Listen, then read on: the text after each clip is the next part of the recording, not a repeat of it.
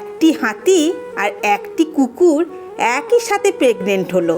3 মাসের ব্যবধানে কুকুরটি 3টি ছানা প্রসব করলো। 6 মাস পরে কুকুরটি আবার প্রেগনেন্ট হলো আর 9 মাস পরে 1 ডজন বাচ্চা প্রসব করলো।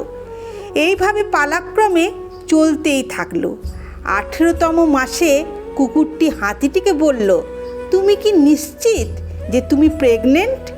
আমরা একই সাথে প্রেগনেন্ট হয়েছিলাম। এর মাঝে আমি 3 বারে ডজন খানেক বাচ্চা প্রসব করেছি আর সেগুলো এখন প্রাপ্তবয়স্ক হয়ে গেছে, কিন্তু তুমি এখনও প্রেগনেন্ট।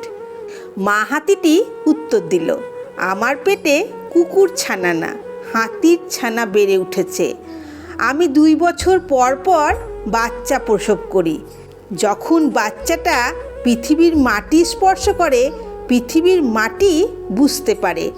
যখন বাচ্চাটা বড় হয়ে রাস্তা পার হয়, লোকজন দাঁড়িয়ে অবাক হয়ে দেখে যে বাচ্চাটা আমি পেটে ধারণ করি সেই মানুষের আকর্ষণের কেন্দ্রবিন্দু হয়ে যায়।